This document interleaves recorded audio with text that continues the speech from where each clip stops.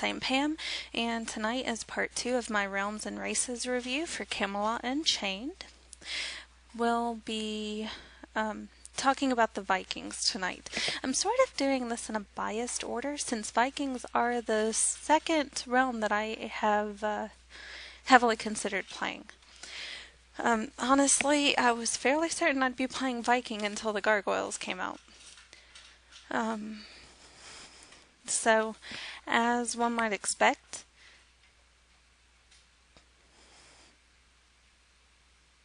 the Vikings are weapon-toting, ale-drinking warmongers. Overall, they are fearless and are more likely to charge in and hit you in the face with an axe than make friends with you. Even if it's a situation that most sane people would find bleak, to say the least. The Vikings believe that caution, among other things, is what caused the issue that their world is facing, though the other two realms don't necessarily agree. Sigurd, their leader, is a fantastic example of this. He didn't bother trying to build a relationship with the first dragon that he came across.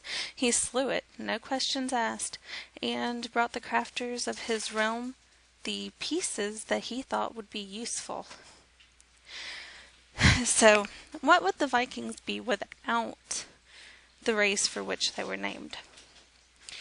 Well, really, that's not a question we have to ask because they are going to be part of the game. Vikings are human, at least in general appearance, that were raised for battle. Hoard trophies and scars are shown with equal pride within their culture. If they are crewing any sort of boat or raft or other watercraft, they move more quickly and are stronger swimmer than most of the other races. However, they do drown just as easily. The RP opportunities here I think are going to be fairly obvious at first anyway, with just that initial impression. Berserk warriors, raiders interested only in pillage and plunder, nights spent in a tavern swapping war stories, perhaps even ridiculous boasts that couldn't possibly be true. I know the type of character I would most likely play if I were to choose Viking. She would be a warrior, perhaps a berserker type character that I've had before. It's a character I really enjoy, and I might like to see a version of her in this game. She's fairly normal until she flips out and has to take an axe to someone's face. It'll be interesting to see what twists are thrown at us for the Vikings so that different opportunities present themselves as well. So I'm really waiting to see what a lot of people have in mind for their Vikings. And, if there's anything that you have planned, I'd love to hear it. Next up is perhaps the race that would suit my Viking lass better. I may say this wrong, I'm trying. The Ulfhetnar. Perhaps this is what she would actually be if I were to create her as a berserker. This race has to go berserk, or they'll never reach their full potential. They are very powerful, but they take a long time to recover if they use their racial abilities. A horde of enraged Ulfhetnar has been known to terrify some of the most powerful defenders and send them running. There are also rumors that they can self-combust. So, minus the self-combusting part, that fits my Viking lady pretty much to a T. It would be interesting to see them played, to see how they handle their anger, if they're able to control it or not. I wonder how many bar fights will be started by by one of them. There could be room for a lot of inner fighting if their tempers flare up too easily. So I think that'll be interesting. I know if I were to do that, she would definitely be an angry one. Now, how could you even consider having a realm with fairly heavy Norse influence and not mention the Valkyrie? Well, we can't because they are one of the races that may well be part of Camelot Unchained. It's a very interesting take on them visually, as you can see when they pop up on my slideshow. While many races do have tragic stories, the Valkyries kind of take the cake. This race has to go through a great deal of suffering and be able to rise above it, to be where they are in this world.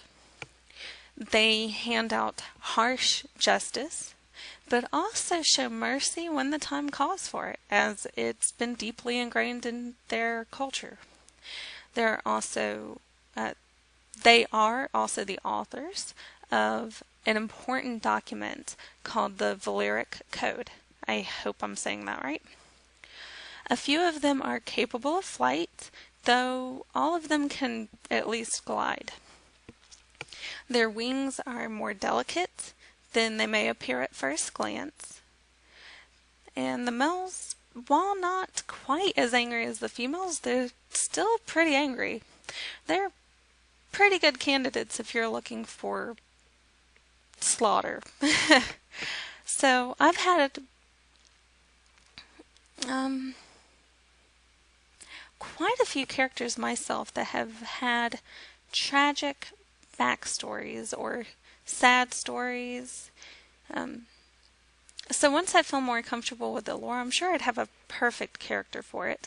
Those type of stories tend to come a little bit more easily to me, at least. As it stands, a character that I've had previously might well fit. She was a blind troll priestess from World of Warcraft, and that could be a pretty good start. Of course, some of the lore would have to change, but the ideas that come to mind just based off of characters I've had previously or backstories I've seen is someone being kidnapped and tortured by an enemy realm. That's similar to my troll. She was kidnapped and tortured by humans, and her eyes were burned out. That's why she was blind. Perhaps being the sole survivor in an attack on their village, or even being a prisoner to some authority figure within their own realm. There's a lot of options here for a backstory. I think what will actually define this character is how they take it. The backstory is fuel for the character, but it's not something that you should really make the center of the roleplay. That, I think, would be unfortunate. You can rise above a terrible event that happened in your past, but still suffer from bouts of depression that are fueled by a single horrible event. I imagine there will be some characters that lash out angrily, suffer from depression, or even distance themselves from others, trying to be an island, trying not to need other people, or Valkyries. There's really a great deal of potential for both good stories and bad. As I said, the balance will be in not completely focusing on whatever bad event happened. It can pop up once in a while, it's bound to, but your character wouldn't be part of this race if they weren't able to shrug it off most of the time. So I really, really hope that we don't see a whole lot of people that are focused completely on that one terrible event. Now, the last race that we're going to talk about tonight is the Divergar. These are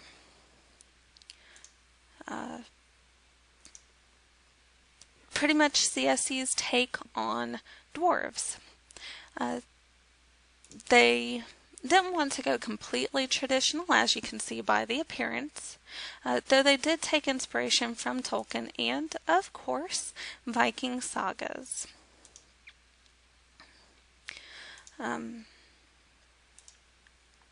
So you will see elements of them being fun-loving warriors and blacksmith.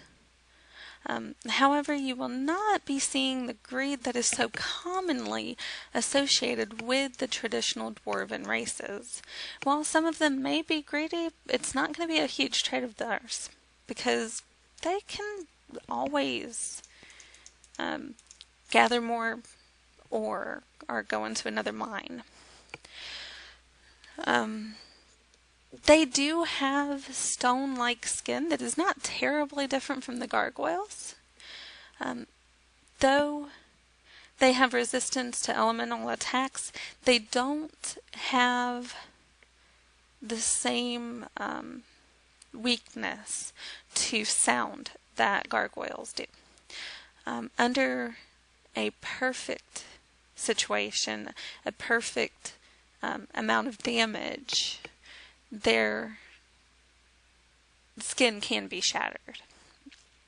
Of course, it may go without saying that they are considered to be the best miners in the world, and that's one of the traditional elements that you tend to see with dwarves.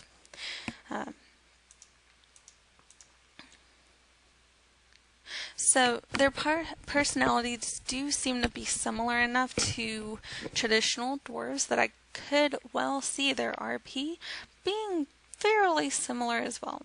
Though I hope that anyone that does happen to be a greedy Divergar does so after careful consideration and that they don't overdo it.